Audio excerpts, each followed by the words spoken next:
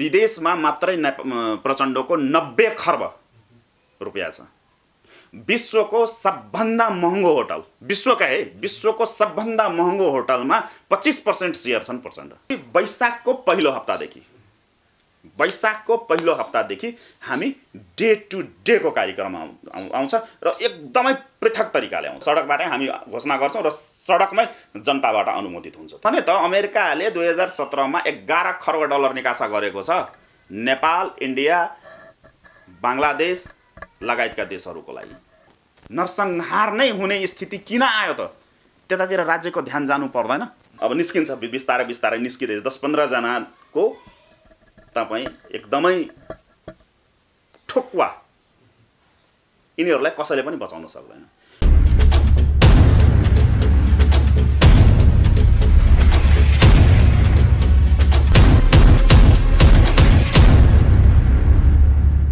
जनतान्त्रिक तराई मुक्ति मोर्चाका अध्यक्ष तथा राष्ट्र बचाउ अभियानका संयोजक डाक्टर मनोज कुमार झाजी हुनुहुन्छ।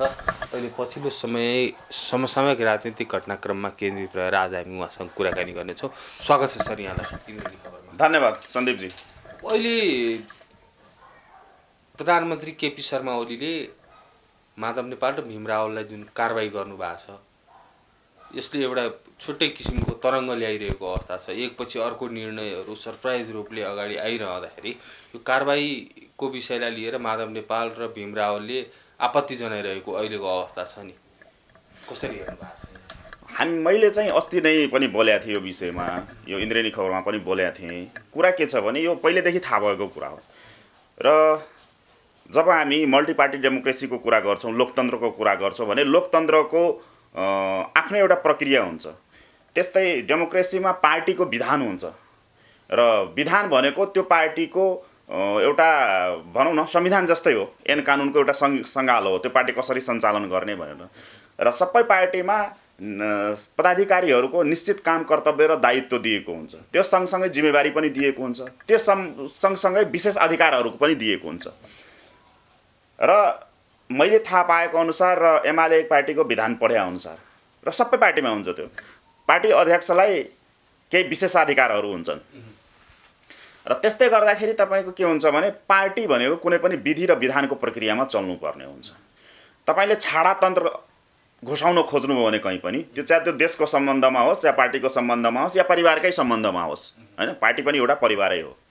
त्यसमा तपाईँले छाडा तरिकाले, मनपरी तरिकाले केही गर्न खोज्नुभयो भने तपाईँले घरको गार्जियनले कारबाही गर्छ हो, त्यही प्रक्रिया हो। भन्नुको तात्पर्य के हो भने अब हुन त उहाँहरूको घरको झगडा हो, तर कतै न कतै उहाँहरूको घरको झगडाले गर्दाखेरि देशको राजनीतिमा प्रतिकूल असर पर्दैछ। कस्तो प्रतिकूल असर? त्यही भन्दैछु म। अब के छ भने अब नेकपा गठन हुँदाखेरि पहिला वाम गठबन्धन भयो, एमाले र माओवादी मिलेर वाम गठबन्धन बनाए, त्यसपछि त्यसलाई नेकपा बनाए, त्यसपछि त्यसलाई डबल नेकपा बनाए, होइन। त्यो डबल नेकपा हुँदाखेरि सबैजना एक ठाउँमा थिए, तर लास्टमा सर्वोच्च अदालतले नेकपाको आधिकारिकता विवादमा फैसला दिइसकेपछि जुन एउटा परिस्थितिको सिर्जना भयो, त्यसपछि त एमाले छुट्टै, तत्कालीन माओवादी केन्द्र छुट्टै भएपछि तपाईँले जब नेकपाको झगडा उत्कर्षमा पुगेको थियो त्यति बेला प्रचण्डजी र माधव नेपालजीको एउटा गठबन्धन तयार भएको थियो, होइन। त्यति बेला उहाँहरूले ओलीलाई पुरै गैर संवैधानिक तरिकाले, नमिल्ने तरिकाले भनौँ न, कहीँ पनि त्यो नेकपाको पार्टी विधानमा नलेखेको कुरालाई टेकेर उहाँहरूले 4 चोटि अध्यक्षलाई निष्कासन गर्नुभयो। प्रधानमन्त्रीबाट पनि बर्खास्त गरेको, के अरे संसदीय दलको नेताबाट पनि बर्खास्त गरेको अवस्था थियो र त्यो त पुरानो कुरा भइगयो। यतातिर भनौँ न पुनर्जीवित एमाले मैले भन्ने गरेको छु, पुनर्स्थापित एमालेमा पनि के देखियो भने उहाँहरू मिल्नुपर्ने ठाउँ थियो, होइन। ओलीजीले पटक पटक आह्वानै गर्नुभएको थियो कि ठिकै छ, पहिला गति कमी कमजोरीहरूलाई सच्याएर आत्मालोचना गरेर आउनेलाई हामी स्वागत गर्छौँ भनेर ओली टिमको एउटा सार्वजनिक अपिल नै गरेको थियो। तर पनि माधव नेपालको के देखियो भने माधव नेपाल एउटा मुख मात्रै, फेस मात्रै, तर माधव नेपालको निर्णय चाहिँ खुमलटारबाट भएको, तपाईँको माओवादी केन्द्रको पार्टी कार्यालयबाट भएको, बिहान बेलुकै प्रचण्डलाई भगवान् देउतालाई ढोग्या जस्तो प्रचण्डलाई ढोग्न जाने माधव नेपाल, अनि प्रचण्डले सिकाएका कुरा, प्रचण्डले भनिदिएका कुरा प्रचण्डले ज्ञानगुणका कुराहरू भन्छौँ नि हामी नेपाली, त्यो ज्ञानगुणका कुराहरू सिकाइदिएर उचालिदिएर अनि आफ्नै पार्टीभित्र आफ्नै घर भत्काउने गरी होइन, बाँदरले भन्छौँ नि हामी, बाँदरले न आफ्नो घर राख्छ न अरूको घर रहन दिन्छ, त्यसरी तपाईँले भताभङ्ग गर्न खोज्नुभयो भने त कारबाहीमा त परिन्छ। हो, त्यो स्वाभाविक कारबाही हो। र अब उहाँले जुन भन्नुभएको छ नि, तपाईँले पनि अब मिडियामाबाट पनि हेऱ्यो, हामीले स्वीकार गऱ्यौँ, अब त्यो त आफ्नो स्वेच्छाको कुरा हो होइन। ओलीले स्पष्ट भनिसकेका छन् योभन्दा पनि कठोर कारबाही गर्छु भनेर। तर हुनुपर्छ कि एउटा सिस्टम बसाउनको लागि। म माधव नेपालको विरुद्धमा या केपी ओलीको समर्थनमा बोल्या होइन, म पनि एउटा राजनीतिक व्यक्ति हो, म पनि राजनीतिक दल सञ्चालन गरेर बसेको छु होइन, म पनि राजनीतिक पृष्ठभूमिबाट आएको व्यक्ति हो। त्यस कारणले मैले के भन्न खोजेको भने कुनै पनि कुरा सिस्टममा हुनुपर्छ। सिस्टमभन्दा बाहिर होइन, सिस्टमभन्दा बाहिर जानु नै भनेको छाडा हो क्या, छाडापन हो। अनि यो बिचमा नि माधव नेपाल र प्रचण्ड बिच पटक पटक भेटवार्ता भइरहेको छ, विभिन्न छलफलहरू चलिरहेको छ। यो बिचमा माओवादी केन्द्रले पनि सर्वोच्च अदालतमा नेकपा एमाले र माओवादी केन्द्र बिउतादेखिको विषयमा चाहिँ पुनरावलोकनमा जाने निर्णय गरिसकेको अवस्था छ, जाँदैछ। यसले अब कस्तो किसिम होइन, त्यो त्यतिकै हो। त्यो पुनरावलोकन सम्बन्धी मुद्दा जुन छ नि, त्यो एउटा त्यो लाज नभएको लाजमरुवा भन्छौँ नि हामी। अब यिनीहरू लाजमरुवा गतिविधि गर्दैछन्, त्यसले केही पनि हुनेवाला छैन होइन। त्यो अस्पष्ट छ। जुन बेला यिनीहरूले डबल नेकपा राखे त्यति बेला मेरो एउटा अन्तर्वार्ता आएको थियो। एउटा निर्वाचन आयोगले गल्ती गरेको हो त्यति बेला। निर्वाचन आयोगमा एउटा दल त्यही नामको दर्ता भएको अवस्थामा तपाईँले अर्को दललाई त्यसरी दिन मिल्दैन। त्यो कमा फुल स्टप चेन्ज गरेर र त्यो कोष्टहरू हालेर त्यसरी गर्न मिल्दैन। त्यो गल्ती चाहिँ तत्कालीन अवस्थामा निर्वाचन आयोगकै हो होइन। र अहिले चाहिँ यिनीहरूले जुन प्रचण्डको पहिलाको नीति छ नि, उसको के हो भने ढाडमा टेकेर टाउकोमा हान्ने नीति छन् के, त्यसको त्यो पटक पटक भूमिगत अवस्थादेखि नै गरेको छ। र ऊ चाहिँ घर भत्काउनमा माहिर व्यक्ति हो। नेपालको राजनीतिमा जुन घरमा पस्छन् त्यो घर भत्काउँछन् उसले आफै पनि बोलेको थियो कान्तिपुर कन्क्लेभमा। म पनि त्यसमा थिएँ। मैले नै राखेको प्रश्नमा सुधीर चौधरीले सोधेको थियो, सुधीर शर्माले, अनि त्यसमा भन्नुभएको थियो मेरो त्यो खासियत छ, म जुन घरमा पस्छु त्यो घर भत्काउँछु भनेर भने के उसले, प्रचण्डले। अनि त्यति बेला एउटा धर्मको माथि पनि टिप्पणी गरेका थियो, हामीले जनता झुक्क्याउनलाई र भोटको लागि हामी मठ मन्दिरमा धाउँछौँ, पूजा गर्छौँ, वास्तविकता चाहिँ त्यही हो भनेर उहाँले भन्नुभएको थियो पुष्पकमल दाहालजीले। हो, त्यतितिर मैले टेकेँ। के छ भने पुष्पकमल दाहाल भनेको मैले अस्ति पनि भनेको थिएँ, यो देशलाई विसर्जन गर्नको लागि, देशलाई नै विसर्जन गर्नको लागि र यहाँ अन्तर्राष्ट्रिय सेना, नेपालमा अन्तर्राष्ट्रिय सेनालाई को उपस्थितिका लागि फ्याँकिएको एउटा गोटी हो, सञ्चालित व्यक्ति हुन्। अहिले पनि जति पनि नेकपा भित्रको विवाद छ त्यो चाहिँ प्रचण्डको चरम पदलोलुप्ता, प्रचण्ड पदलोलुप्ता भन्छु के होइन, पुष्पकमल दाहालको प्रचण्ड पदलोलुप्ता र विदेशीहरूको ग्रान्ड डिजाइनमा गरिएको यो एउटा असफल प्रयास हो। यो सफल हुँदैन। यो ढुक्क भएर बस्नुहोस्। प्रचण्डले जति सुकै तागत लगाए पनि र जस्तो सुकै नटङ्की गरे पनि यो अब प्रचण्डको, किनभने नेपाली जनताले बुझिसके, यहाँका राजनीतिक दलहरूले बुझिसके। अब अवस्था यो छ भने अलिकति उसलाई जोडौँ, स्पष्ट पारौँ। तपाईँ आफै भन्नुहोस् न, प्रचण्डले धोका नदिएका, पुष्पकमल दाहालले धोका नदिएका कोही राजनीतिक दल छ त नेपालमा? उसले प्रयोगको नीति होइन, प्रयोग र उपयोगको नीति भन्छ के, प्रयोग र उपयोगको नीतिमा नफसाएका कुनै पनि राजनीतिक दल छ त नेपालमा? कुनै पनि अछुतो छैन नि। हो, एउटा कार्यक्रममा पनि प्रचण्डजीले महेन्द्र ठाकुरलाई भन्नुभयो हामी पीडित चाहिँ मिलाउँ न, ओलीसँग किन मिल्ने, त्यो ललिपप खुवाएको के मैले पनि हेरेको थिएँ। त्यो मोहन ठाकुरजीको र मोहन ठाकुरजीले फर्काएको जवाब पनि मैले हेरेको थिएँ। के छ भने मैले त्यहीमा जोडेँ, पुष्पकमल दाहाल भनेको यस्ता व्यक्ति हुन्, उसलाई म छेपारे भन्छु क्या, छेपारे प्रवृत्तिका व्यक्ति, लिजार्ड क्यारेक्टर भनिन्छ इङ्ग्लिसमा, अनि लिजार्ड क्यारेक्टरका व्यक्ति हुन् पुष्पकमल दाहाल। उसले त्यो चाहे त्यो हाम्रो देशभित्रका राजनीतिक दल शक्ति होस् या देश बाहिरका अन्तर्राष्ट्रिय शक्ति केन्द्रहरू होस्, उसको नीति नै भनेको के हो भने आफूलाई परेको बेलामा प्रयोग गर्ने, उपयोग गर्ने र आफ्नो स्वार्थ सिद्धि भइसकेपछि त्यसलाई लात हान्ने। उसले लात नहानेको, उसले धोका नदिएको कोही पनि छैनन् अहिले पुरै नेपालदेखि लिएर बाहिरसम्म। र त्यसै कारणले पनि यत्रो बबन्डर हुँदा पनि अहिलेसम्म सरकारको विकल्प नदिन सक्नुको कारण नै त्यही हो। चाहे त्यो शेरबहादुर तयार नहुनु होइन, अरू पनि तयार नहुनु भनेको, मधेसवादी दल जसपाहरू तयार नहुनु भनेको कारणै त्यही हो। किनभने अब प्रचण्डजी को नेपाली राजनीतिमा ओह्रालो लाग्दैछ क्या।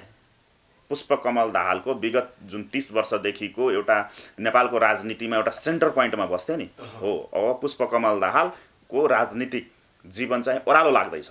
अब त्यस कारणले गर्दाखेरि माधवजी र प्रचण्डजीको मिलन हुन्छ।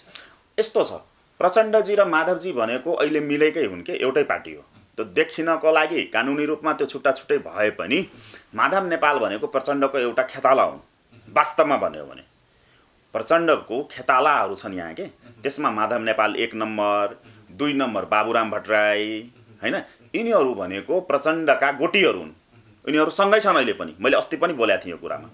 के छ भने यिनीहरू सँगै छन्, यिनीहरूलाई प्रचण्डले रणनीतिक रूपमा उपयोग गर्दैछन् के, बुझ्नु भएन हो। त्यस कारणले गर्दाखेरि अब यिनीहरूको प्रचण्डको मात्रै होइन, नेपाली राजनीतिमा धेरैको राजनीतिक भविष्य सकिँदैछ। अब धेरैको कसको सकिँदैछ अब स्पष्ट छ, काङ्ग्रेस सकिसक्यो। काङ्ग्रेस त अब पहिलो दलको रूपमा होइन, आउँदैन। त्यो तपाईँको के छ भने त्यसमा मैले त्यसलाई होच्याएको होइन, वास्तविकतामा टेक्नुपर्छ हामीले।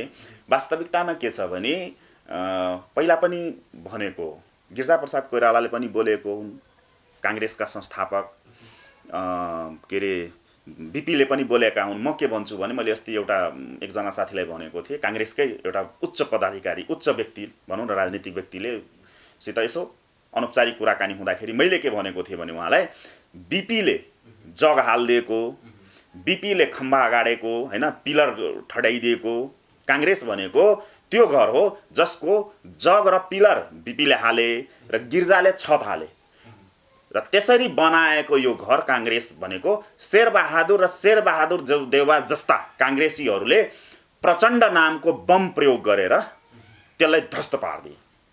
बुझ्नु भएन? भन्नुको तात्पर्य के हो भने जति बेला काङ्ग्रेसले आधिकारिक रूपमा, औपचारिक रूपमा आफूलाई प्रचण्डको, पुष्पकमल दाहाल प्रचण्ड तत्कालीन नेकपा माओवादीको वर्गीय सङ्गठनको रूपमा हैन, वर्गीय सङ्गठनको रूपमा जति बेला काङ्ग्रेसलाई घोषणा गरियो भनेपछि काङ्ग्रेसको महाधिवेशनबाट, ललितपुरको जावलाखेलमा जुन महाधिवेशन भएको थियो त्यो महाधिवेशनबाट काङ्ग्रेसले औपचारिक रूपमा आफूलाई के घोषणा गर्यो भने हामी आजदेखि नेकपा माओवादीको वर्गीय सङ्गठन हौ। भन्नुको तात्पर्य के हो भने काङ्ग्रेसको आफ्नै मूल्य, मान्यता र सिद्धान्तहरू छन्। त्यो मूल्य, मान्यता र सिद्धान्तहरूलाई पाखा लगाएर माओवादीले उठाएका एजेन्डाहरूलाई, माओवादीले उठाएका सिद्धान्तलाई जति बेला काङ्ग्रेसले आधिकारिक रूपमा महाधिवेशनबाटै, जस्तै कि राष्ट्र संस्था भयो, हिन्दू अधिराज्यको कुरा भयो, आर्थिक समानताको कुरा भयो, सामाजिक न्यायका कुराहरूलाई उसको आफ्नो जुन स्ट्यान्डर्ड थियो, उसको आफ्नो सिद्धान्त थियो, तिनीहरूलाई पाखा लगायो।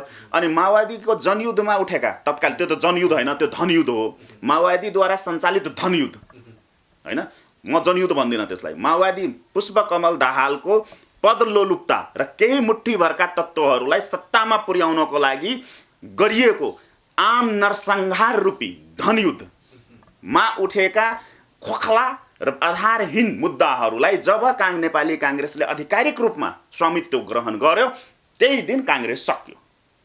बुझ्नु भएन? काङ्ग्रेसको यो अवस्था आउनुको कारणै त यो छैन।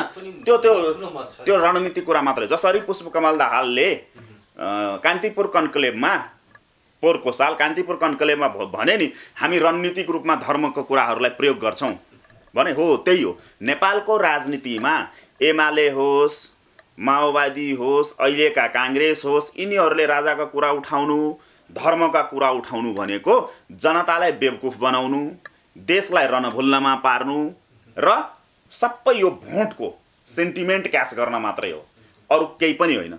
काङ्ग्रेसले यदि त्यस्तो भनेको भए त काङ्ग्रेसको हिजोसम्म त सरकारै थियो नि। संविधान सभा 2 मा पहिलो पार्टीको त काङ्ग्रेस होइन, धेरै कुरा गर्न सकिन्थ्यो नि। काङ्ग्रेसको महाधिवेशनमा 1400 प्लस महाधिवेशन प्रतिनिधिले राज संस्था र हिन्दू राष्ट्रको लागि सिग्नेचर नै गरेर दिँदाखेरि लास्ट महाधिवेशनको कुरा गर्दैछु म।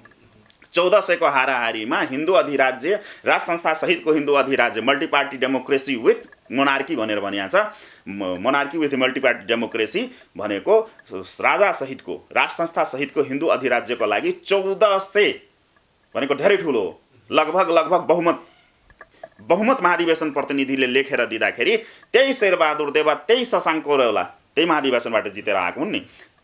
त्यसलाई त्यो सिग्नेचरलाई त्यो प्रस्तावलाई रद्दीको टोकरीमा किन फालेको हो? त्यस कारणले म के भन्छु भने राजा पनि रन्न भुल्नमा नपरोस् कि काङ्ग्रेसले ल्याइदेला हैन, एमाले या जोसुकैले पनि। यो पार्टीहरू भनेको यो सब सडकमा भएका राजाका समर्थकहरूको भोट लिनको लागि, त्यसपछि तपाईँको हिन्दूवादीहरूको भोट लिनको लागि हैन, गर्नको लागि मात्रै गरेको होइन भने हामीले भन्ने गरेका छौँ 85% ओमकार परिवार भन्छौँ नि त हामी नेपालमा, हिन्दूहरू बाहुल्य भएको 85% बहुमत भएको देशमा हिन्दूवादी सङ्गठन हुँदैन थियो, हिन्दूवादी के अरे राजनीतिक दल हुँदैन थियो त? हिन्दू आस्था राख्ने सनातन परम्परालाई मान्ने हो, यो सब फोक्ला कुराहरू केही पनि होइन थियो। त्यो सब एउटा रणभुल्नामा पार्नको लागि मात्रै गरिएको हो। र यो कुरा माधव नेपालको सेन्समा माधव नेपाल सकियो, निभिसकेको दियो हो। माधव नेपाल र प्रचण्ड भनेको निभिसकेको दियो हो। आउने 15 दिनभित्र हामी जब नयाँ वर्षको स्वागत गर्छौँ नि, 2078लाई स्वागत गर्दै गर्दाखेरि नेपालमा वैदेशिक चलखेल निम्त्याउने, धनी युद्ध गर्ने, जनता मार्ने, देश लुट्ने, देश बेच्ने हैन, आफ्नो व्यक्तिगत स्वार्थपूर्ति गर्नका लागि यो कृत्यहरू गर्ने केही लगभग आफूलाई शीर्षस्थ भन्ने लगभग 10-12 जना नेताको राजनीतिक भविष्य सकिँदैछ। ठोक्वा लेखेर राख्नुहोस्। र त्यसकै एउटा हेर्दै जानुहोस् न, जुन विषयमा हामी छलफल गर्दैछौँ त्यही हो नि सबभन्दा ठुलो प्रमाण। हेर्दै जानुहोस् तपाईँ, यो अहिले माधव नेपाल र के अरे भीम रावलको कुरा मात्रै छैन, धेरै कुरा हुँदैछ नेपालमा। केही व्यक्तिहरू जेल जाँदैछन्। राजनीति गरे होइन, व्यापार गरे हो। राजनीतिक व्यापार गरेको, राजनीति गरे होइन। राजनीति भनेको के हो भने नीतिले हुन्छ के, नीति र सिद्धान्तले हुन्छ। माटो सुहाउँदो हुनुपर्छ, जनताको चाहना र इच्छा बमोजिमको हुनुपर्छ राजनीति भने। तर नेपालमा हो त्यही त हो, एकदम त्यही जोड्दै थिएँ। एकदम धन्यवाद, धेरै सेन्सिटिभ प्रश्न त्यही जोड्दै थिएँ म। राजनीति यहाँ गरेकै छैन कसैले। यहाँ सबैले धननीति गरेका छन्, राजनीतिलाई व्यापारीकरण गरे, राजनीतिलाई अपराधीकरण गरे। बुझ्नु भएन? यहाँ व्यापार हो क्या। राजनीति सेवा हुनुपर्ने ठाउँमा राजनीतिलाई व्यापारीकरण गर्यो। यहाँ राजनीति कोही पनि र नेता कोही पनि छैनन् नेपालमा। नेता भनेको कोही पनि छैनन्। नेता त जन्मेकै छैन नेपालमा अहिलेसम्म। नेता, जनतामुखी नेता कोही पनि जन्मेन नेपालमा। नेता वास्तविकमा भन्ने हो भने नेता भनेको चाहे राजाको सेन्समा भन्नुहोस् चाहे नेताको सेन्समा भन्नुहोस्, दोहोरो रोलमा कोही जन्मे भने त्यो हुन् महेन्द्र। स्वर्गीय राजा महेन्द्र भन्दा बाहेक अरू नेपालमा त जन्मेकै छैन अहिलेसम्म। बुझ्नु भएन? अब र यो जुन यो अपराधीहरूको सञ्जाल छ नि, म त अपराधी भन्छु कि यिनीहरूलाई, अपराधी आतङ्कवादीहरूको, देशबेचुवाहरूको जुन एउटा ठुलो सञ्जाल जुन निर्माण गरिएको छ नेपालमा राजनीतिक आवरणमा, त्यो आवरण अब चाहिँ भत्किने क्रममा छ। जसको एउटा सानो उदाहरण भनेको माधव नेपाल र यो भीम रावलको कारबाहीबाट सुरु भएको हो। सर्वोच्चले एक्सन लिइसक्यो ललिता निवास प्रकरणमा। त्यो पनि हामी सूक्ष्म रूपमा हेर्दैछौँ। आशा गरौँ, किनभने सर्वोच्चले खुट्टा उचालेको छ हैन, खुट्टा उचालेको छ। हामी के भन्छौँ भने सर्वोच्च अदालतलाई, सम्मान्य सर्वोच्च खुट्टा कमाउनु भएन। तपाईँले उठाएका कुरा यतिका वर्षपछि किन यो विषय, यही दुःखद कुरा हो। मैले पटक भन्ने गरेको छु, न्याय आउनुपर्छ तर समयमै पाउनुपर्छ। न्याय ढिलो भयो भने त्योभन्दा ठुलो अन्याय केही पनि हुँदैन। हाम्रो दुःखद यहाँ के छ भने नेपालमा कुनै पनि निकाय स्वतन्त्र छैनन् र स्वतन्त्र छैन, त्यो अस्पष्ट धेरै प्रमाणहरू आइसकेको कुरा हो। न्यायपालिका स्वतन्त्र भए पनि न्यायपालिकाभित्र रहेका केही व्यक्तिहरू स्वतन्त्र छैनन्। विभिन्न दबाब, प्रलोभन, धाक धम्की, डर, राजनीतिक नियुक्ति लगायतका कुराहरू छन्। त्यसको विरुद्धमा त हामी सडकमै छौँ। हामी भन्दैछौँ यो राजनीतिक नियुक्ति बद्दर हुनुपर्छ, नेपालमा राजनीतिक नियुक्ति हुनै हुँदैन, स्वतन्त्र रूपमा हुन सक्नुपर्छ। तर जुन एउटा न्यायपालिकाले जुन लास्ट टाइममा जुन देखायो ललिता निवास प्रकरणमा, त्यो स्वागत योग्य छ। म हृदयदेखि स्वागत गर्छु र धन्यवाद दिन्छु न्यायालयलाई। अब भन्दैछु, म त्यही भन्दै थिएँ, म जोड्दै थिएँ। अब के छ भने हाम्रो के माग हो भने जोरदार रूपमा न्यायालय अगाडि बढोस्। माधव नेपालले त कार्यकर्ताहरूलाई एकदमै अगाडि आउनको लागि, कार्यकर्ता उत्रिनको लागि ग्याङलाई भने त्यो कार्यकर्ता होइन। कार्यकर्ता त छँदै छैन नि माधव नेपालसित कार्यकर्ता छैन। स्पष्ट हुनुहोस्। माधव नेपाल नेकपाभित्रमा कारबाहीमा परे भने चाहिँ केही पनि हुँदैन, जनता आउँदैन रोडमा, जनता उत्रिँदैन, आउँदैन। म त्यही भन्दैछु। माधव नेपाल भनेका, बाबुरामहरू भनेका यिनीहरूसित कार्यकर्ता छैनन् के, यिनीहरूसित ग्याङ छन्, गिरोह भन्छौँ नि हामी, त्यो गिरोहहरू छन् यिनीहरूसित। र यिनीहरू गिरोह सञ्चालन गरेर बसेका छन् होइन। र जनता यिनीहरूसित छैनन्, किनभने बाबुरामसित जनता भइदिएको भए उसले एक सिट पनि जित्दैन थियो त, एक सिट पनि जिते होइन नि। बाबुराम एक्लैले जित्यो, त्यो पनि उसले जिते होइन नि। काङ्ग्रेसको खुट्टा ढोकिदिएर शेरबहादुर देउवाले तथास्तु भनिदिएको कारणले बाबुराम संसदमा पुगेका हुन् होइन। प्रधानमन्त्री जस्तो व्यक्ति, त्यत्रो ठुलो धनयुद्ध सञ्चालन गरेका व्यक्ति होइन, धनयुद्ध सञ्चालन गरेका व्यक्ति, अर्थमन्त्री भएका, माओवादीका एउटा पिलर भनौँ न सँगसँगै होइन, हाडमासु प्रचण्ड र उसको, त्यस्तो व्यक्तिले एक सिट पनि ल्याउँदैन थियो त हो। त्यो पनि काङ्ग्रेसले को अनुकम्पामा र कतै न कतै बाबुराम भट्टराई जित्नुमा कतै न कतै ओलीको पनि समर्थन छ है त्यसमा। त्यो बाहिर आएको छैन, म पहिलोचोटि बोल्दैछु यो कुरा। बाबुरामलाई जिताउन एकदमै तपाईँको त्यहाँनिर के भएको छ भने बाबुरामलाई को चुनाव जित्नुमा 2-3वटा एङ्गलहरू छ। एउटा चाहिँ काङ्ग्रेसले आधिकारिक रूपमा समर्थन गरेको थियो, काङ्ग्रेसको भोट पायो उसले, उसको त आफ्नो छँदै थिएन। त्यहाँ तपाईँको नारायण काजी श्रेष्ठ जितिसकेका थिए चुनाव। वास्तविक काउन्टिङ हुने हो भने त्यो बेलाको मतको काउन्टिङ वास्तविक हुने भारी फराकिलो मतान्तरले नारायण काजी श्रेष्ठ जित्थे चुनाव, बाबुराम हारेकै हो। जसरी प्रचण्डको छोरीलाई मतपत च्यातेर जिताइयो नि हो, त्यसरी नै बाबुराम भट्टराईलाई कतै न कतैबाट प्रेसराइज गरेर राज्यको निकायहरूलाई प्रेसराइज गरे।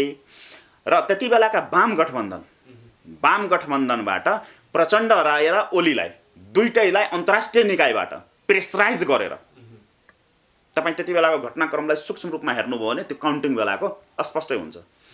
बाबुराम भट्टराईले जिताउनको लागि ओलीलाई र प्रचण्डलाई अन्तर्राष्ट्रिय निकायबाट विभिन्न किसिमको धाक धम्की प्रलोभन दिएर साइलेन्ट गर्न लगाएर अनि बक्सा पल्टाएर, बुझ्नु भएन, बक्सा नै ब्यालेट नै चेन्ज गरेर जितेका व्यक्ति हुन् बाबुराम। न त बाबुराम पनि जित्दैन थियो नि, एक भोट एउटा सिट पनि आउँदैन थियो हो।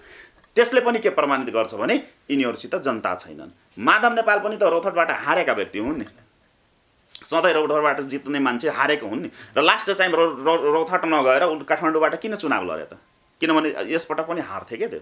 त्यसकारण यिनीहरूसित जनता छैनन्, कार्यकर्ता पनि छैनन्। यिनीहरूसित केही त्यो रक्सी मासु खाएर त्यो ग्याङ बनाउँदैन हो, तिनीहरू ग्याङ लिडर हुन् के, ग्याङ हामी टोले गुन्डाहरू भन्छौँ नि हो। त्यसरी अब यिनीहरू राजनीतिक दलको आवरणमा भएका राजनीतिक दलभित्रका गिरोहपतिहरू भनौँ। जस्तो तपाईँले अघि भन्नुभयो, अब यो नयाँ वर्ष आउँदैछ, नयाँ वर्षको वरपर पारेर चाहिँ ठुलो किसिमको होइन हुँदैछ, हुनेवाला होइन, हुँदैछ, परिवर्तन हुँदैन, परिवर्तन त नभनौँ, तर केही भ्रष्टहरूलाई मैले थाहा पाएको सूचना अनुसारले केही भ्रष्टहरू खोरमा थुनिँदैछ होइन, खोरमा थुनिँदैछन्। अब जस्तै क्यान्टोनमेन्टका कुराहरू उठ्दैछ, हामीले त्यो फेरि ओलीले गरे होइन है।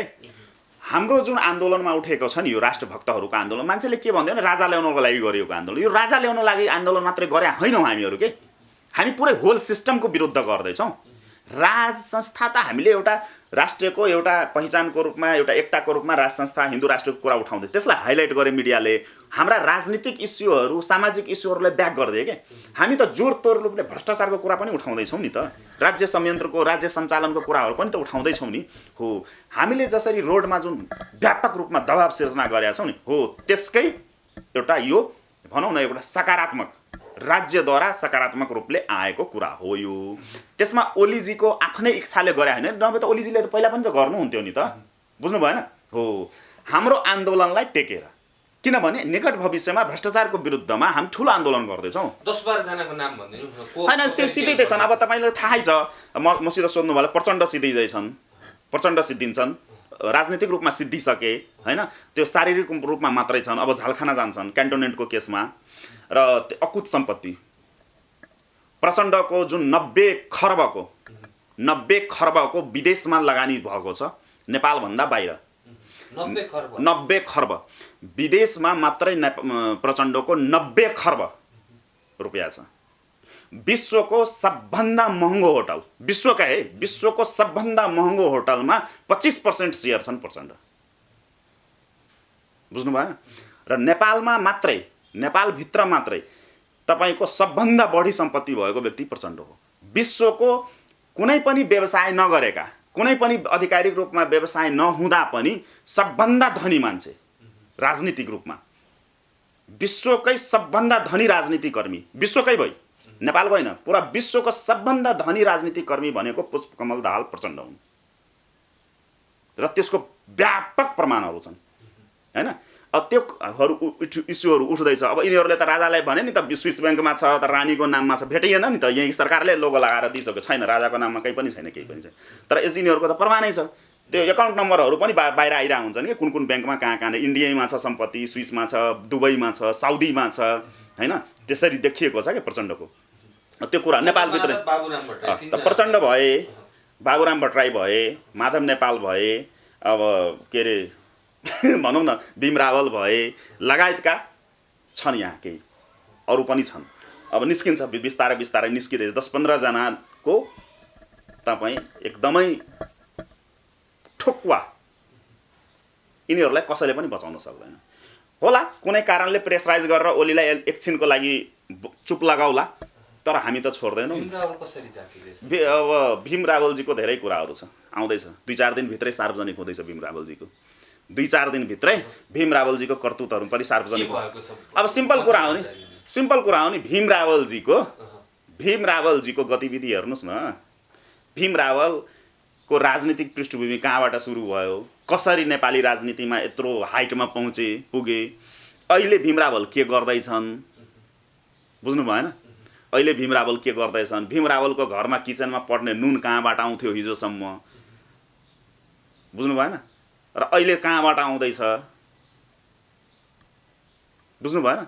धेरै कुराहरू छन् यहाँ, अब निस्किँदैछ।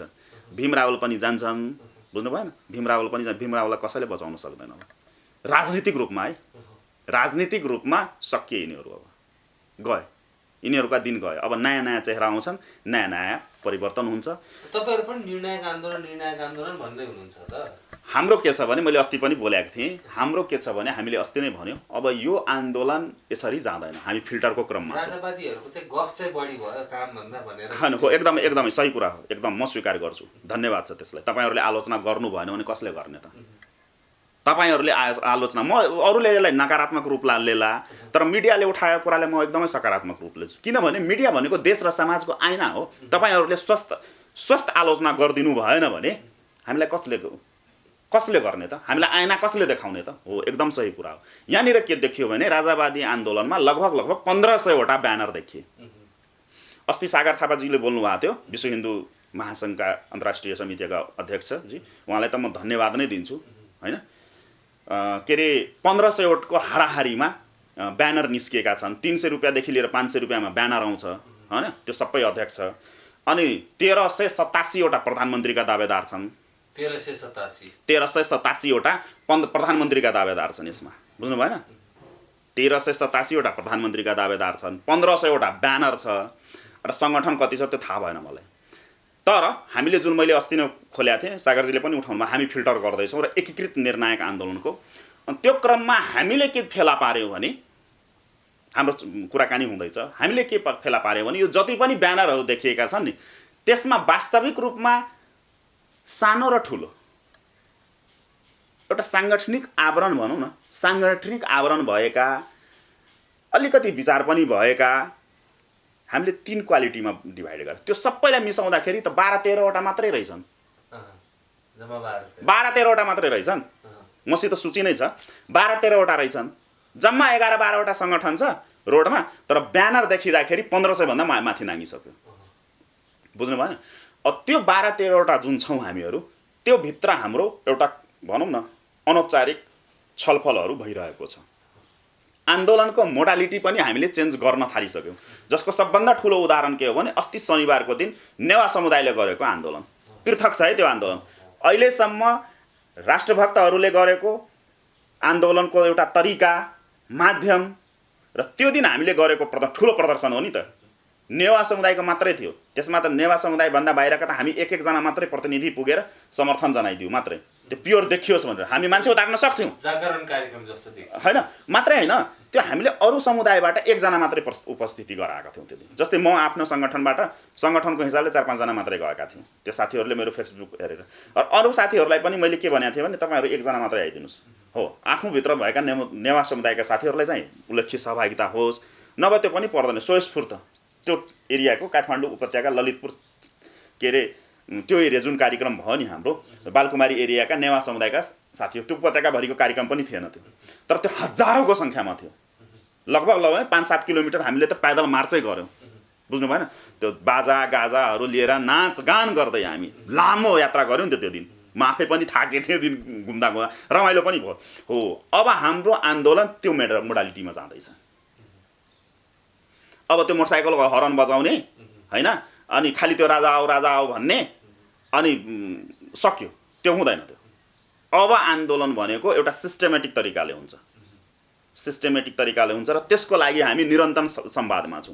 भने त 10-12 जना सङ्गठन मात्रै छन् यहाँ। वास्तविक सङ्गठन भनेको जुन रोडमा देखिएका, अब एउटा हामी भइगयौँ, नामै किटेर भन्दाखेरि एउटा हामी भइगयौँ राष्ट्र बचाउ अभियान भनौँ, राष्ट्रिय नागरिक आन्दोलन या जनतान्त्रिक तराई मुक्ति मोर्चा एउटा भइगयो। अब अनिलजीहरूले नेतृत्व गर्नुभएको शिवसेना एउटा छ।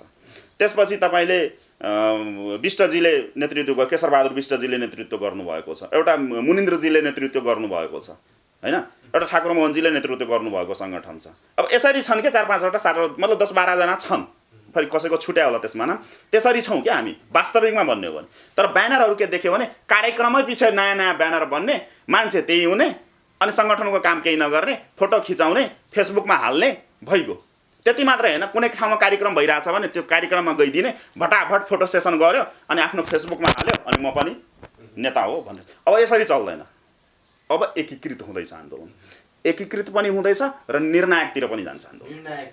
निर्णायक भन्नुभयो तपाईँ, निर्णायक कहिले हो?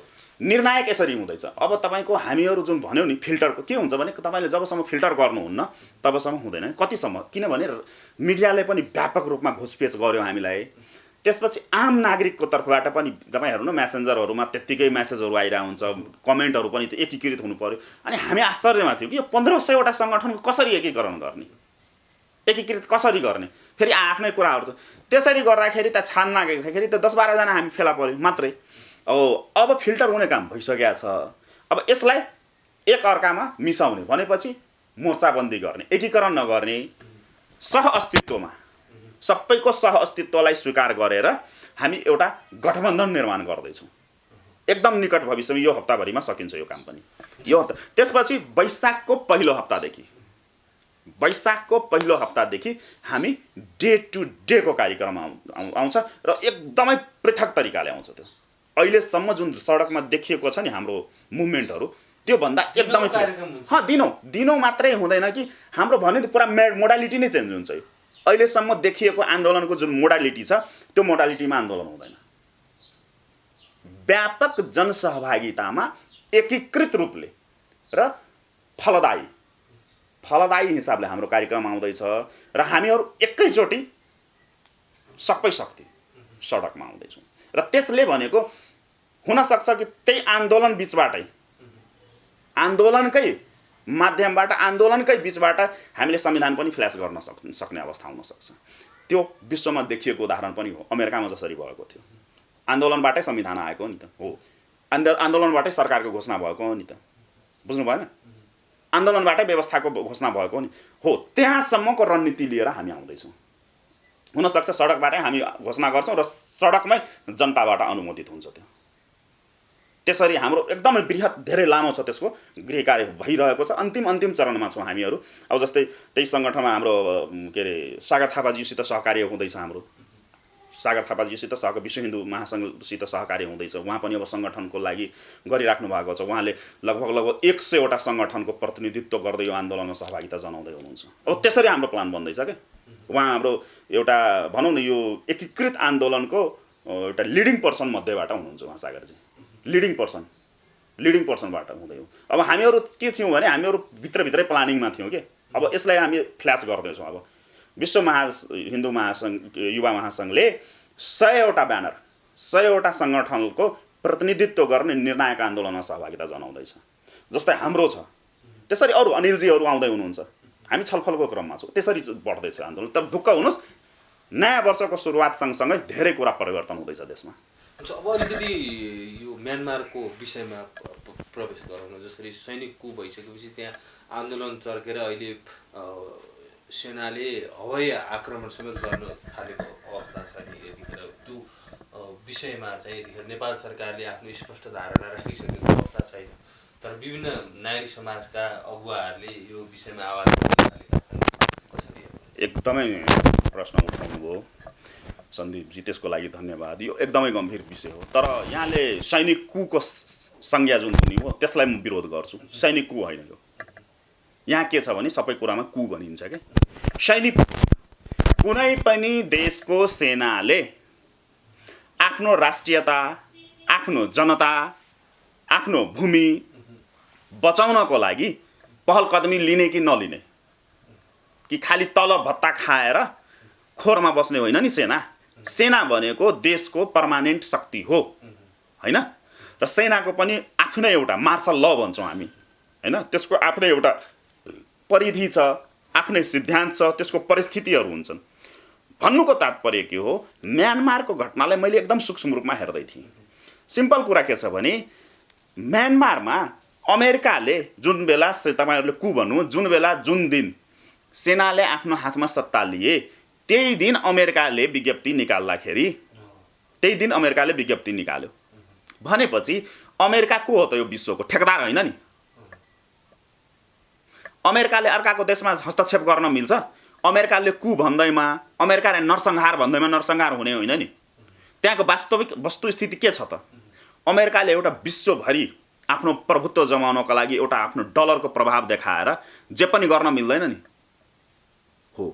कारण के छ भने सेनाले 1 वर्ष त मागेको छ नि, दिने कि नदिने होइन भने अमेरिका त्यत्रै ठुलो भनौँ न लोकतन्त्रवादी हो भने याङसाङ सुकीको नोबेल पुरस्कार किन रिटर्न लियो त अमेरिकाले हो।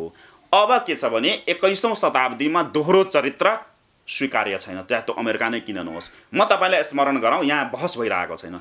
अमेरिकाले डेमोक्रेसी, लोकतन्त्र सिकाउने नाममा भारत, नेपाल र बङ्गलादेशको लागि 2016-17मा अमेरिकाको सिनेटले 11 खर्ब डलर निकासा गरेको छ। भन्नुको तात्पर्य के हो बुझ्नु भएन? पैसाको बलमा, आफ्नो मोडालिटीमा, आफ्नो सिद्धान्तमा जबरदस्ती विभिन्न नागरिक समाज, विभिन्न नागरिक समूहको नाममा दबाब सिर्जना गर्नको लागि पैसाको खोलो बगाउने होइन, चीनमा हुरफेरी गर्ने होइन भने अमेरिकाले गरेको अफगानिस्तानमा जुन नरसंहार गर्यो त्यसको विरुद्धमा को बोल्ने त? तपाईँले जुन नागरिक समाजका कुरा गर्नुभयो, ती नागरिक समाज भनेका त्यो डलरवादीहरूले अफगानिस्तानमा भएको नरसंहार, सुडानमा भएको नरसंहार, क्युबामा भएको नरसंहार लगायतका कुराहरूमा किन नबोलेको त? बुझ्नु भएन? त्यस्तै ती नागरिक समाज, ती हाम्रा नेपालका नागरिक समाज, नागरिक अगुवा कहलाउनेहरू, ती डलरवादीहरू राति चाहिँ 5 स्टार होटलमा बस्ने, रिसोर्टमा गएर बस्ने र 20-20 हजार 1-1 लाखको रक्सी खाने अनि कुरा गर्ने ती नागरिक समाज। जसरी म जोड्दैछु म्यानमारका जनतालाई जसरी जुन किसिमले दमन गरिएको, त्यसमा अमेरिकाको पहुँच, यसमा तपाईको समर्थन रहन्छ भन्दैछु। म त्यतैतिर जोड्दैछु। पहिला म नागरिक समाजले टुङ्ग्यौँ। ती नागरिक समाजले नेपालमा यत्रो व्यतिथि हुँदाखेरि किन बोल्दैनन् त? आफ्नो देशको बारेमा नबोल्ने अनि औकात नभएका, कसैले नसुन्ने कुरामा जब बोलेर हुन्छ त्यो केही पनि होइन, त्यो सब हावादारी कुरा हो। त्यो डलर अमेरिकन एम्बेसीबाट पैसा खाएर, युरोपियन युनियनबाट पैसा खाएर त्यसको स्वार्थमा बोल्ने ती भतुवाहरू हुन् के। त्यस कारणले गर्दाखेरि के म भन्छु भने यदि सेनाले 1 वर्ष मागेको छ भने सेनाले 1 वर्ष दिनुपर्छ। हामी त के भन्छौँ भने नेपालमा पनि त्यो स्थिति आउनु पर्यो। सेना अगाडि आउँदैमा लोकतन्त्रको हत्या हुँदैन नि। सेना भनेको एउटा देशको एउटा पार्ट हो, त्यो सबभन्दा अहम पार्ट हो। कुनै पनि देशको सेना भनेको सबभन्दा ठुलो वास्तविक देशभक्ति भएको संस्था आदि कुनै पनि देशमा हुन्छ भने देशभक्त संस्था भनेको कुनै पनि देशको देशभक्त संस्था भनेको एउटा सेना मात्रै हो के, चाहे जोसुकै देशको होस्। बुझ्नु भएन? हो। भन्नुको तात्पर्य के हो भने डेमोक्रेसीको हत्या हुनु हुँदैन, हामी डेमोक्रेसीकै पक्षमा छौँ होइन। म्यानमारमा पनि डेमोक्रेसी आउनुपर्छ, पुनर्स्थापित हुनुपर्छ, तर यसको मतलब यो होइन कि तपाईँले अराजकता गर्ने, भ्रष्टाचार गर्ने होइन, अनि त्यो डेमोक्रेसीको नाममा, लोकतन्त्रको नाममा त्यसलाई चाहिँ ढाकछोप गर्न त मिलेन नि। हो, सेनाले 1 वर्षभित्र म्यानमारको सम्बन्धमा म्यानमारका सेनाले यदि यो भनेको छ भने कि हामी 1 वर्षभित्र लोकतन्त्र पुनर्बहाली गर्छौँ, चुनाव गराउँछौँ, सामान्य स्थिति गर्छौँ भने 1 वर्ष दिनु पर्यो नि, सेनालाई दिन सक्नु पर्यो। नभए यो अमेरिकाले जे भन्छ त्यो मान्ने होइन नि। अमेरिका भनेको विश्व जहाँ आतंकवाद छ त्यहाँ अमेरिका छ। विश्वमा ग्लोबल टेररिज्म, अन्तर्राष्ट्रिय आतंकवादी सङ्गठनहरू जति पनि छन् त्यसका जन्मदाता नै अमेरिका हो। हतियारको खरिद बिक्री गर्न, हतियारको पहुँच बढाउन, आफ्नो प्रभुत्व कायम गर्न, विश्वमा जहाँ पनि ग्लोबल टेररिज्मको नाममा, डेमोक्रेसीको नाममा बम पड्काउने भनेको को त? अमेरिका होइन हो। मानव अधिकारको धज्जी उडाउने देश अमेरिका होइन हो। त्यस कारणले म के भन्छु भने अमेरिकाले आफ्नो हतियार व्यापारलाई प्रवर्धन गर्नको लागि जुन डेमोक्रेसीको कुरा गर्छ नि, त्यो एकदम लज्जास्पद छ, घृणित छ। त्यसको म घोर भर्त्सना र विरोध गर्छु। होइन, तपाईँले अर्काको देशमा किन इन्टरफियर गर्नु पर्यो? त्यहाँको देश सेना भने त मैले, देशभक्त सङ्गठन भनेको कुनै पनि देशको सेना हो, त्यसलाई देशको माया हुँदैन। त्यसले स्टेप चालेको छ भने त त्यसले के सोचेर गरे होला नि हो। त्यस कारणले म्यानमारको सेनालाई 1 वर्ष दिनुपर्छ। र म म्यानमारका नागरिकहरूलाई के भन्न चाहन्छु भने सेना तपाईँकै हो नि, सेनामाथि विश्वास गर्नु पर्यो। अर्काको प्रलोभनमा आएर त्यस्ता कुनै पनि गतिविधि नगर्नुहोस् जसले वैदेशिक शक्तिलाई चलखेल गर्ने ठाउँ होस्। तपाईँ हेर्नुहोस् न, त्यो के अरे हङकङकै इस्युमा हेर्नुहोस्, त्यत्रो भइरहेछ, त्यहाँ अमेरिका छ भनेर त प्रमाणितै भएको छ नि।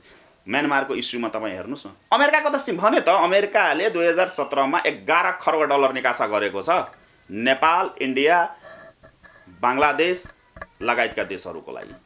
भनेपछि अमेरिकाको स्ट्रेटेजी नै के भएको छ भने चीनलाई काउन्टर गर्नको लागि, चीनलाई काउन्टर गर्नु। विश्वको उदयमान शक्ति भनेको दुईटा, चीन र भारत। हर हिसाबले, चाहे त्यो सुपर पावरको हिसाबले होस्, चाहे अर्थतन्त्रको हिसाबले होस्। अनि यो शक्तिलाई ड्यामेज गर्नको लागि, चीन र भारतलाई ड्यामेज गर्नको लागि उसले रणनीतिक रूपमा सार्क कन्ट्री र सार्क कन्ट्रीको छेउछाउको देशलाई उसले बेस बनाउँदैछ। भारतलाई म तिमीसँग छु भनेर देखाउने, तिमीसँगै छु, यो रणनीतिक कुरा हो क्या। अनि पहिला चीनलाई गर्ने, र चीनलाई गरिसकेपछि त भारतलाई गर्न सकिहाल्छ। हाम्रो नेपालमा MCC को लागि पनि प्रपोजल त्यहीको छेउछाउमा हो कि। भन्नुको तात्पर्य के हो भने अमेरिकाले आफ्नो सैन्य उपस्थिति देखाउनको लागि यो सब खेलहरू गर्दैछ। र हामी सार्क कन्ट्री र छेउछाउ विकासोन्मुख राष्ट्रहरू, अल्पविकसित देशहरूले का जनताले बुझ्नुपर्ने कुरा के हो भने हामी आफ्नो समस्या आफै समाधान गरौँ र आफूभित्र रहेका मेकानिजमहरू जुन छ त्यसमाथि विश्वास गर्न सक्नुपर्छ। र सेना भनेको, कुनै पनि देशको सेना भनेको एउटा मात्र देशभक्त शक्ति हुन्छ, त्यो हो सेना र एउटा न्यायालय र सेनालाई कमसेकम विदेशीको प्रभुत्वमा पर्न दिनु हुँदैन। जस्तो अहिले तपाईँले भन्नुभयो त्यो वैशाख महिनामा चाहिँ धेरैजना जेल जान्छन्, जेल गएकाहरू चाहिँ छोड्दैछन् नि। त्यो रेशमजीको सम्बन्धमा भन्नुभयो होला, यो एकदमै क्रिटिकल क्वेसन हो। यो पनि एकदमै गम्भीर प्रश्न उठाउनु भयो। यहाँ के छ भने के देखियो भने 20,000 मान्छे मारेका, देशलाई 500 वर्ष पछाडि धकालेका, वैदेशिक शक्ति केन्द्रहरूलाई देशमा निम्त्याएका व्यक्ति चाहिँ प्रधानमन्त्री हुने, राष्ट्रपति हुने हैन, 40-50 जनाको घाँटी काटेर आएका हैन, अहिले पनि प्रधानमन्त्री छन् हैन। देशलाई नै विध्वंस मचाउने व्यक्तिहरू प्रधानमन्त्री मन्त्री बन्ने, तर देश र जनताको लागि आवाज उठाएका देशभक्तहरू भनेपछि नेपालका तराई भेगका व्यक्तिहरू जसलाई हामी मधेसी समुदाय भन्छौँ, थारू समुदाय भन्छौँ, तिनीहरूले यदि देश र जनताको लागि केही आवाज उठाएका छन्, अधिकारका कुरा गरेका छन्, पहिचानका कुरा गरेका छन् भने तिनीहरूलाई झुटा मुद्दामा फसाउने झुटा मुद्दा हो एकदमै भन्दैछु म, प्रमाण छ त्यसको। नेपाल सरकारले प्रमाणित गरेको छ त्यो झुटा मुद्दा हो भने। रेशम चौधरीमाथि, रञ्जित झा भन्ने राजन मुक्तिमाथि म भन्दैछु। त्यति अलिकति म 5 मिनट समय लिन्छु। यहाँ के छ भने गलत न्यारेटिभ फैलाइन्छ कि राजनीतिक पक्षद्वारा। आफूलाई परेको बेलामा त्यसैसित हाथोमालो गर्ने र आफ्नो स्वार्थ पूर्ति भइसकेपछि त्यसलाई लात हान्ने। नेपालको राजनीति के देखियो भने मधेस चाहिन्छ, भूमि चाहिन्छ, तर त्यहाँको जनता चाहिँदैन के। मैले अस्ति पनि भनेको थिएँ, नेसनलवादी चिन्तन। यहाँको राज्य सत्ता के भयो भने त्यो दरबारदेखि लिएर राजनीतिक दलसम्म भयो क्या। त मैले अस्ति व्याख्या गरेको थिएँ। यहाँ के देखियो भने नस्लवादी चिन्तनले ग्रस्त नेपाल डुब्नुको सबभन्दा ठुलो कारण नै त्यही हो। नेपाल डुब्नु, नेपाल बर्बाद हुनु, नेपाल समृद्धितिर अगाडि नबढ्नुको मेन कारण के हो भने हामीलाई जातीय, क्षेत्रीय, भाषिक, तपाईँको साम्प्रदायिक क्षेत्रगत कुराहरूमा एक अर्कालाई जुधाउने, वेशभूषाको आधारमा एक अर्कालाई जुधाउने, वैदेशिकहरूको स्वीकृति गर्ने र यहाँका अमुक केही व्यक्तिहरूलाई, टाउकेहरूलाई सत्तामा पुर्याउनु। भन्नुको तात्पर्य नि जुन रेशम चौधरीलाई यति हाइलाइट गरिँदैछ त्यति मात्रै होइन, हाम्रै जनतान्त्रिक तराई मुक्ति मोर्चाको अहिलेसम्म 12 वर्षमा जति पनि सरकार बने ती सबै सरकारले हामीसित सहमति गरेको छ कि तपाईँहरूको नेता कार्यकर्तालाई रिहा गर्छौँ भनेर। संविधान सभाको सर्वसम्मति निर्णय छ। राज्य व्यवस्था समिति भनेको नेपालको सबभन्दा स्ट्रङ कमिटी हो, उसले गरेको निर्णय मान्नै पर्छ सरकारले। राज्य व्यवस्था समितिले 3 चोटि सरकारलाई निर्देशन दिइसक्दा पनि मानेनन्। पुरै राजनीतिक दलले सहमति छ, संसदको सिफारिस छ, सर्वोच्च अदालतको सहन्यायाधिवक्ता बद्री प्रसाद गौतमको संयोजकत्वमा एउटा कमिटी बनेर निर्णय गरिसकेको छ हैन। तर पनि लगभग 3200 हाम्रै सङ्गठनका, हाम्रै छेउछाउका 3200 नेता कार्यकर्ता अहिले पनि जेलमा छन्। 5000 भन्दा बढी अप्रवास छन् जसमाथि झुटा मुद्दा लगाइएको छ। र राज्यले नै के भनेको छ भने यिनीहरूमाथि लगाइएका मुद्दाहरू सबै निराधार छन्, तुरुन्त खारिज गर। राजनीतिक आस्थाका बन्दीलाई यति लामो समयसम्म राख्न सकिँदैन। जसको सबभन्दा ठुलो प्रमाण के हो, हाम्रै सङ्गठनका राजन मुक्ति भनिने रञ्जित कुमार झा अहिले पनि जेलमा छन्। जेलमै उनको हत्या गराउने पनि कोसिस गरियो, राज्य पक्षद्वारा 3 चोटि आक्रमण भयो, जसको सबभन्दा ठुलो प्रमाण राष्ट्रिय मानव अधिकार आयोग हो, त्यहाँ रेकर्डेड छ। अब रेशम चौधरीजीको सेन्समा भन्दाखेरि रेशम चौधरीजीको जुन कैलालीको घटनालाई हाइलाइट गरिँदैछ, त्यो कैलालीको घटना छानबिन गर्नको लागि एउटा लाल आयोग बनेको थियो। त्यो लाल आयोगको प्रतिवेदन अहिलेसम्म किन सार्वजनिक भएन त? बुझ्नु भएन? सार्वजनिक गर्नु पर्थ्यो नि। राज्यको ढुकीबाट लगाएको पैसा तलब भत्ता खाएर बनाएको आयोगको प्रतिवेदन के छ भनेर त नेपाली जनताले बुझ्नु पर्यो कि परेन?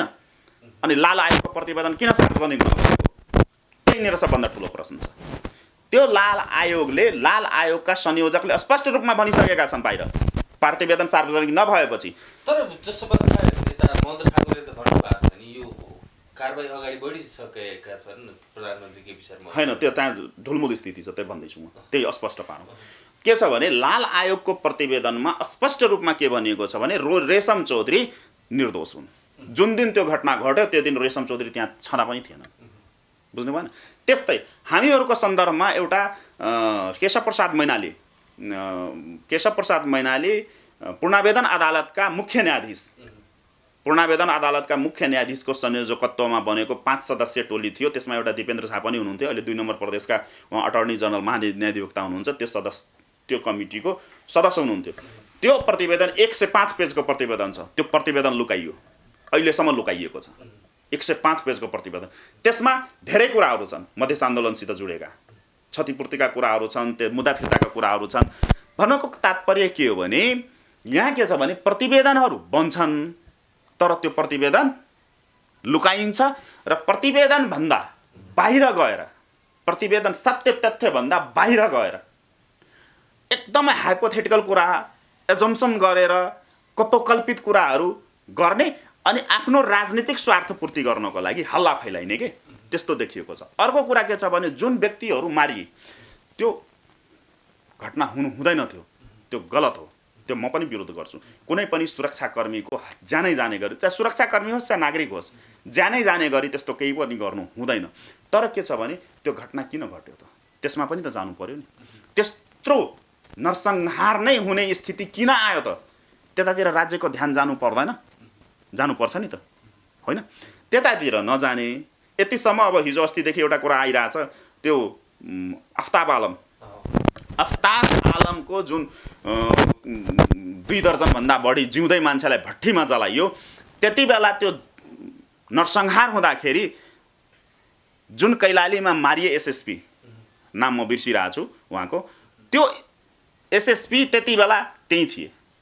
भन्नुको तात्पर्य मैले भन्न खोजेको भने त्यस्ता व्यक्ति जसको लागि हामी त्यत्रो आवाज उठाउँदैछौँ, त्यही व्यक्तिको कमान्डमा आफ्ताब आलमले त्यत्रो नरसंहार गरे भनेपछि त त्यो व्यक्ति पनि त अछुतो रहन्छन् नि।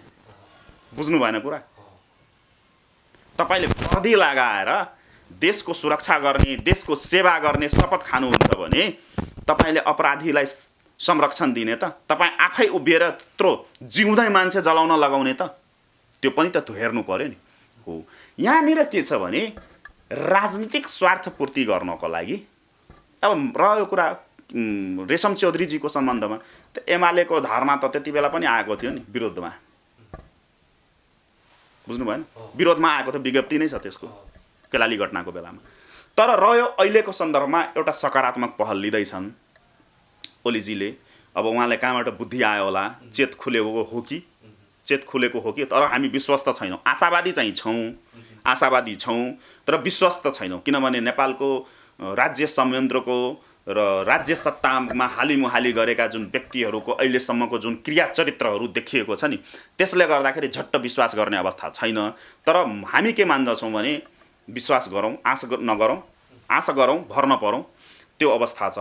अब प्रधानमन्त्रीजीले रेशम चौधरीको रिहाई मात्रै होइन, हाम्रो भनाइ के छ भने राजासित भएका 5 बुँदे सहमति, राजा र तत्कालीन 8 दल बीच भएको 5 बुँदे सहमतिदेखि लिएर हालसम्म, आज मैले यो अन्तर्वार्ता दिँदै गर्दासम्म जति पनि राजनीतिक सहमतिहरू भएका छन्, त्यो सबै सहमति सम्झौताहरू ओली सरकारले कार्यान्वयन गर्न सक्नुपर्छ र त्यो नै आजको देशको निकास हो। मैले पटक पटक भन्ने गरेको छु, देशको निकासको लागि मेलमिलापको धारणा ल्याउनै पर्छ, मेलमिलापको बाटोमा हिँड्नै पर्छ, बिपीले देखाएको बाटोमा। त्यो गर्यो भने मात्र एउटा देशले निकास पाउँछ। नभए एउटा रेशम चौधरी निस्केला भोलिको दिनमा, तर त्यसले द्वन्द्वको समाधान हुँदैन। त्यसले एउटा व्यक्तिको व्यवस्थापन गर्ला, तर त्यसले द्वन्द्वको व्यवस्थापन गर्दैन। यदि हामी द्वन्द्वको व्यवस्थापन गर्न चाहन्छौँ भने हामीले मुद्दाको व्यवस्थापन गर्न सक्नुपर्छ। व्यक्तिभन्दा प्रधान भनेको मुद्दा हो, हैन? अनि मुद्दाको व्यवस्थापन गर्न सक्नु पर्यो र जति पनि सहमति सम्झौताहरू भएका छन्, चाहे त्यो राजासित नै किन नभएको सहमति सम्झौता होस्, मैले पटक पटक भने गरिरहेको छु, निकास चाहियो भने निषेधको राजनीतिलाई निषेध गर्न सक्नुपर्छ। निषेधलाई जबसम्म हामीले निषेध गर्न सक्दैनौँ तबसम्म देशले निकास पाउँदैन। धेरै धन्यवाद यहाँलाई यो समय सम्वादको लागि। धेरै धन्यवाद यहाँलाई पनि, इन्द्रेणी खबरलाई पनि यस्तो गम्भीर विषयहरू उठाउने मौका दिनुभयो, त्यसको लागि मुरी धन्यवाद।